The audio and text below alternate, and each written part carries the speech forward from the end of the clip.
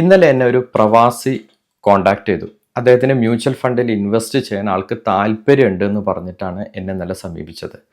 ആ സമയത്ത് ഞാൻ അദ്ദേഹത്തിൻ്റെ ഒരു ഫിനാൻഷ്യൽ സിറ്റുവേഷൻ ഒന്ന് മനസ്സിലാക്കാൻ വേണ്ടി 1-2 ചോദ്യങ്ങൾ ചോദിച്ച സമയത്ത് അദ്ദേഹം എൻ്റെ അടുത്ത് വളരെ ഓപ്പണായിട്ട് സംസാരിച്ചു. അദ്ദേഹത്തിൻ്റെ ആളുടെ ഒരു ഫിനാൻഷ്യൽ സിറ്റുവേഷൻ എനിക്ക് മനസ്സിലാക്കാൻ സാധിച്ചത്, ആൾ ഇപ്പോൾ ഗൾഫിലാണ് ജോലി ചെയ്യുന്നത്. 55 വയസ്സ് പ്രായമുണ്ട്. 2 പെൺകുട്ടികളുണ്ട്. അവരുടെ കല്യാണം എല്ലാം കഴിഞ്ഞു. ഭാര്യയും ഉണ്ട്. അവർ നാട്ടിലാണ്. അപ്പോൾ ഇവർക്ക് മാസം ഇവരുടെ ചിലവ് നടന്നു പോകാനുള്ള ഒരു എമൗണ്ട് ഇവിടുന്ന് അങ്ങോട്ട് നാട്ടിലോട്ട് അയച്ചു കൊടുക്കുന്നുണ്ട്. അതുകൂടാതെ ഇദ്ദേഹത്തിന് ഒരു 60 ലക്ഷം രൂപയോളം ലോൺ എടുത്തിട്ട് അതിൻ്റെ ഒരു ബാധ്യത ആയിട്ട് ഹോം ലോൺ അടക്കാനുണ്ട്. കൂടാതെ ഭാര്യയുടെ സ്വർണം കുറച്ച് പണയം വെച്ചതിൻ്റെ ബേസിസിൽ അതിൻ്റെ ഗോൾഡ് ലോണും അടക്കാനുണ്ട്. അപ്പോൾ ഇങ്ങനെ കുറച്ച് ബാധ്യതകളുണ്ടെന്ന് എനിക്ക് മനസ്സിലായി. പ്രായം 55 വയസ്സാണ്. ചില ആരോഗ്യപരമായ ചില പ്രശ്നങ്ങളുണ്ട്. ഒരു 5 വർഷം കൂടി കഴിഞ്ഞു കഴിഞ്ഞാൽ ഗൾഫ് നിർത്തി 60-ാമത്തെ വയസ്സിൽ നാട്ടിൽ പോകണം എന്നുള്ളൊരു ആഗ്രഹം അദ്ദേഹം എൻ്റെ അടുത്ത് പ്രകടിപ്പിച്ചു. അപ്പോൾ ഞാൻ ചോദിച്ചു, ശരി, 60 വയസ്സ് കഴിഞ്ഞ് നിങ്ങൾ നിർത്തി പോകുമ്പോൾ നിങ്ങൾക്ക് അവിടെ എന്താണ് നിങ്ങളുടെ ചിലവ്? നിങ്ങൾ എത്ര കാലമാണോ ജീവിക്കുന്നത് അത്രയും കാലം നിങ്ങളുടെ എന്താണ് ഒരു വരുമാന സ്രോതസ്സായിട്ട് നിങ്ങളിവിടെ നിന്ന് നിർത്തിപ്പോയാൽ നിങ്ങൾക്കുള്ളത്? നിങ്ങളെ ചിലവ് നടന്നു പോകണമല്ലോ, അതിനെന്താ ഉള്ളതെന്ന് ചോദിച്ചു. ആ സമയത്ത് അദ്ദേഹം പറഞ്ഞു, എൻ്റെ കയ്യിൽ ഒന്നുമില്ല, എനിക്കറിയില്ല എന്ന് പറഞ്ഞു. അപ്പം അത് എന്നെ പേഴ്സണലായിട്ട് കുറച്ചുകൂടി ടച്ച് ചെയ്ത ഒരു വാക്കായിരുന്നു ആ പറഞ്ഞത്. കാരണം 55 വയസ്സായി, ഇനി 5 വർഷം കൊണ്ട് അയാൾ നാട്ടിൽ പോയി കഴിഞ്ഞ് എങ്ങനെ അയാളുടെ ചിലവുകൾ മുന്നോട്ട് പോകും? അയാളുടെ ഹോം ലോൺ എങ്കിലും അയാൾക്ക് അടച്ച് തീർക്കണമെന്ന് ആഗ്രഹമുണ്ട്. പക്ഷെ അത് എത്രത്തോളം ഫീസിബിൾ ആണെന്നുള്ളത് നമ്മൾ കുറച്ചുകൂടി ഡീപ്പായിട്ട് അനലൈസ് ചെയ്താലേ അറിയുള്ളൂ. ഗോൾഡ് ലോൺ വേറെ സൈഡിലുണ്ട്.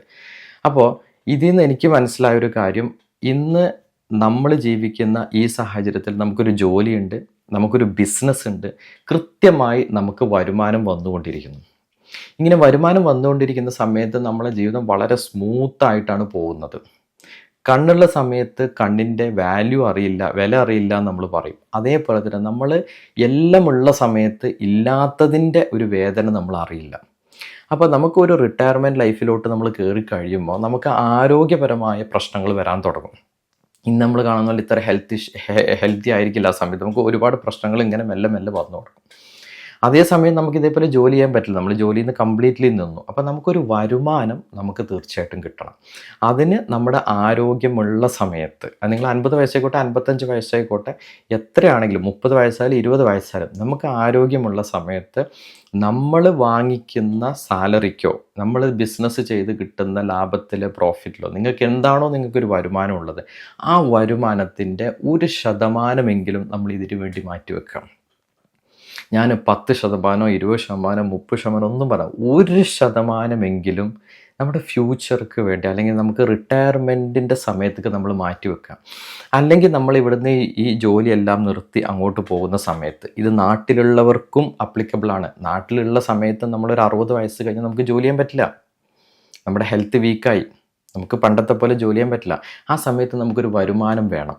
നമുക്ക് നമ്മുടെ മക്കളെ നമ്മൾ ഡിപ്പെൻഡ് ചെയ്യുന്നത് കുറക്കണം. എപ്പോഴും നമ്മുടെ മക്കളെ നമുക്ക് ഡിപ്പെൻഡ് ചെയ്യാൻ പറ്റില്ല. കാരണം അവർക്ക് അവരുടേതായ കാര്യങ്ങളുണ്ട്, അവരുടെ ഫിനാൻഷ്യൽ കാര്യങ്ങൾ, അവർക്ക് ഫ്രീഡം എങ്കിലും നമ്മൾ കൊടുക്കണം. ആ സമയത്ത് അവർ നമ്മളെ സഹായിക്കില്ല എന്നല്ല ഞാൻ പറഞ്ഞത്.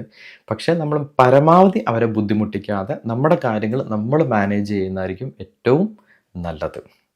സോ അങ്ങനെ വരുന്ന സമയത്ത് നമുക്ക് വേറെ ഒരു കടത്തിലോട്ട് പോകാതെ, നമ്മളെ കുടുംബങ്ങളിൽ നിന്ന് നമ്മൾ കടം വാങ്ങിക്കാതെ, മക്കളെ നമ്മൾ ഡിപ്പെൻഡ് ചെയ്യാതെ, നമുക്കൊരു വരുമാന സ്രോതസ്സ് ഉണ്ടെങ്കിൽ അതുകൊണ്ട് നമുക്ക് മാനേജ് ചെയ്ത് മുന്നോട്ട് പോകാം എന്നുള്ളതാണ് ഇതിൻ്റെ ഏറ്റവും വലിയൊരു പോസിറ്റീവ്. അപ്പോൾ അങ്ങനെ ചെയ്യണമെന്നുണ്ടെങ്കിൽ നമ്മുടെ നല്ല പ്രായത്തിൽ നമ്മൾ ചെറിയ രീതിയിലെങ്കിലും ഒരു ഇൻവെസ്റ്റ്മെൻറ്റ് തുടങ്ങി വെക്കാം. മ്യൂച്വൽ ഫണ്ടിലുള്ള SIP, സിസ്റ്റമാറ്റിക് ഇൻവെസ്റ്റ്മെൻറ്റ് പ്ലാൻ, നിങ്ങളെല്ലാവരും കേട്ടിട്ടുണ്ടാകും. ഒരുപാട് പോപ്പുലറായിട്ടുള്ള ഒരു ഇൻവെസ്റ്റ്മെൻറ്റ് സ്ട്രാറ്റജി തന്നെയാണ്. നമ്മുടെ സാലറിയിൽ നിന്ന് നമുക്ക് കിട്ടുന്ന വരുമാനത്തിൽ നിന്ന് എല്ലാ മാസവും ഒരു നിശ്ചിത തുക ബാങ്കിൽ നിന്ന് ഓട്ടോ ഡെബിറ്റായി ഒരു ഇൻവെസ്റ്റ്മെൻറ്റിലോട്ട് പോകുന്നു.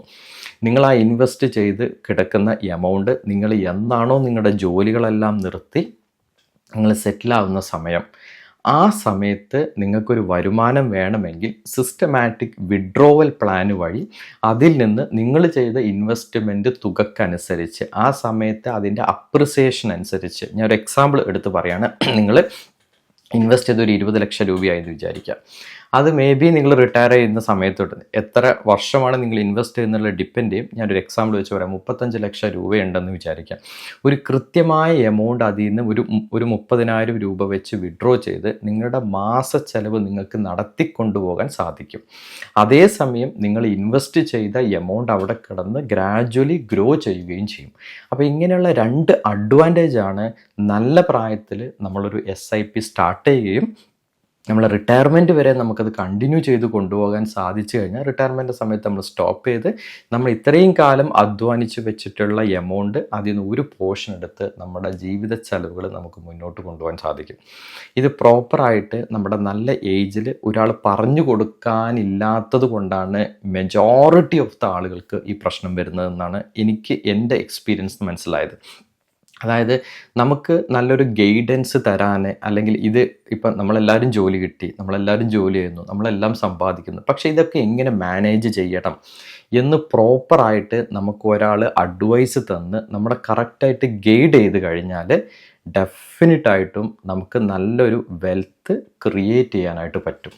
പലപ്പോഴും നമ്മൾ പല വാർത്തകളിലും പല ന്യൂസിലും കേട്ടിട്ട് പല രീതിയിലുള്ള എന്താ പറയുക പ്രശ്നങ്ങളിലൊക്കെ പോയി നമ്മൾ ചാടുന്നു. അത് ഞാൻ പറഞ്ഞ ഫിനാൻഷ്യൽ ലോസുകൾ വരുത്തി വെക്കുന്നു. അങ്ങനെയൊന്നും അല്ലാതെ വളരെ റെഗുലേറ്റഡ് ആയിട്ടുള്ള, ഇപ്പം മ്യൂച്വൽ ഫണ്ടിൻ്റെ കേസിൽ പറഞ്ഞാൽ security exchange of board of India, SEBI, അതേപോലെ association of mutual fund in India എന്ന് പറയുന്ന ഈ റെഗുലേറ്ററി ബോഡിയാണ് ഇതിനെ നിയന്ത്രിക്കുന്നത്. റിസർവ് ബാങ്ക് ഓഫ് ഇന്ത്യ ബാങ്കിനെ നിയന്ത്രിക്കുന്ന അതേപോലെ തന്നെ.